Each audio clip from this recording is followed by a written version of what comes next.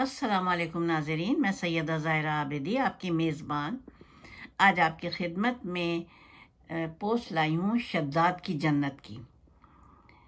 شروع کرتی ہوں۔ بسم اللہ الرحمن الرحیم۔ رب اشرح لی صدری ویسر لی امری واحلل عقدۃ من لسانی یفقہوا قولی۔ اللہم صلی علی محمد وعلی آل محمد کما صلیت علی ابراہیم وعلی آل ابراہیم انک حمید مجید۔ اللہم بارک علی محمد وعلی آل محمد کما بارکت علی ابراہیم وعلی آل ابراہیم انک حمید مجید۔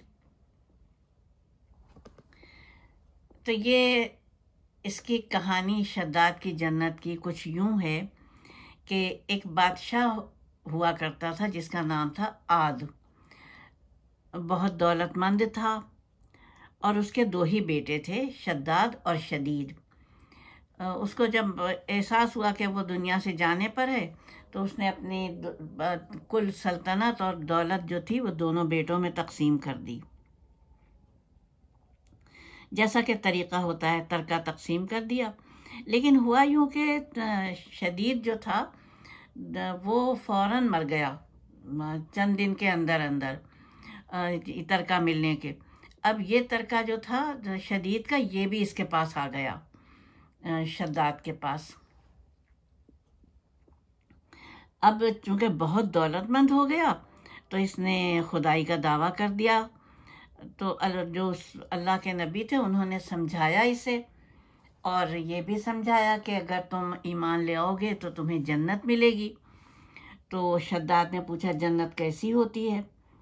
تو اللہ کے نبی نے بتایا جنت کیسی ہوتی ہے۔ اس میں دودھ کی نہریں ہوں گی، اس میں ہیرے جواہرات کے گھر ہوں گے۔ اور جو نقشہ کھینچا تو اس نے کہا کہ سننے کے بعد سنتا رہا، سننے کے بعد کہنے لگا ایسی جنت تو میں بھی بنا سکتا ہوں۔ چنانچہ اس نے کیا کیا کہ ملک شام میں ایک خطہ زمین کا انتخاب کیا، اور اس کے بعد پھر اپنے ہرکاروں کو دوڑایا اپنے اطراف کی ان مملکتوں میں جو اس کے باج گزار تھے۔ ان کی تعداد 400 تھی۔ ہر ایک سے اس نے ان کے یہاں کے خزانے منگوا لیے، ہیرے جواہرات، سونا چاندی۔ وہ کلاش ہو گئے لیکن اس کو دینے پہ مجبور تھے، ورنہ یہ چڑھائی کر دیتا۔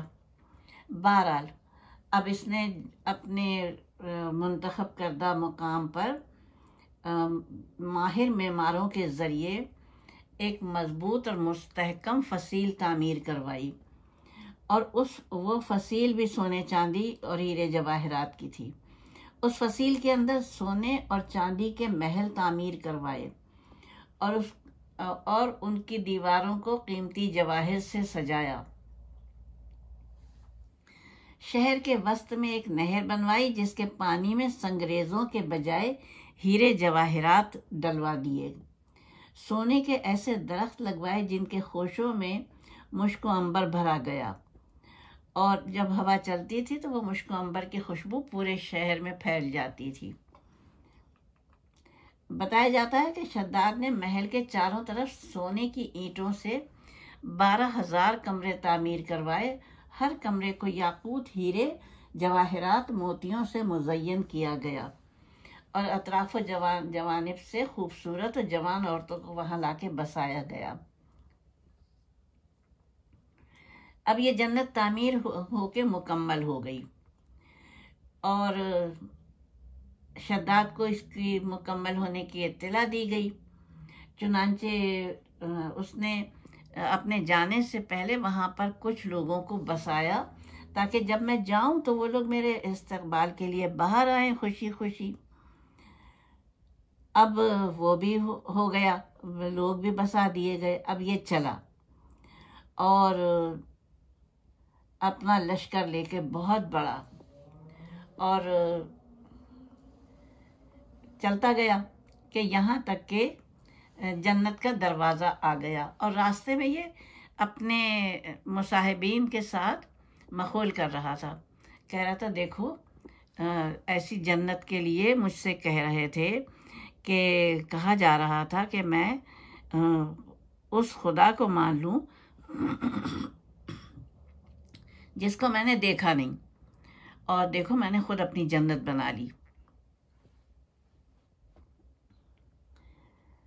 اب واقعی جنت ویسی بنائی تھی اس نے جیسا کہ اللہ کے نبی نے بتایا تھا، جو نقشہ کھینچا تھا۔ اور پھر جب یہ چلا اور جنت کے دروازے پہ آیا تو اسے اپنے بائیں ہاتھ پر ایک چیخ سنائی دی، بھیانک چیخ سنائی دی۔ اس نے گھبرا کے دیکھا تو وہاں پر ایک انتہائی مکروہ شکل مخلوق کھڑی تھی۔ شداد کہنے لگا تو کون ہے اور تجھے کس نے کہا کہ یہاں آئے؟ وہ کہنے لگا، مخلوق کہنے لگی، مجھے کسی کی اجازت کی ضرورت نہیں ہوتی ہے، مجھے اللہ بھیجتا ہے، اور میں ملک الموت ہوں، تمہاری روح قبض کرنے آیا ہوں۔ شداد نے جب ملک الموت سے سنا تو اس نے کہا کہ اچھا اتنا رک جاؤ کہ میں اپنی جنت دیکھ لوں، میں نے بڑی محنت سے بنائی ہے، بہت پیسہ خرچ کر کے بنائی ہے۔ اس نے کہا ملک الموت نے کہ اجازت نہیں ہے۔ شداد نے کہا کہ اچھا یہ پہنچ تو گیا تھا نا دروازے پر، اور اس کے گھوڑے کی جو رکاب ہوتی ہے تو اس رکاب، دو رکابیں ہوتی ہیں نا، دونوں میں دونوں پاؤں ڈالتے ہیں جو گھوڑے پہ سوار ہوتا ہے، تو اس نے کہا کہ اچھا مجھے وہ تو کر لینے دو، ایک پیر رکاب میں تھا، ایک پیر زمین پہ رکھ چکا تھا، اس پہ سیڑھی پہ جنت کے دروازے پر۔ لیکن اس نے کہا ملک الموت نے کہ اس کی اجازت نہیں ہے۔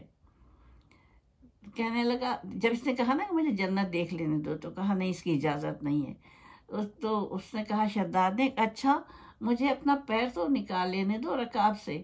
اس نے کہا اس کی بھی اجازت نہیں ہے۔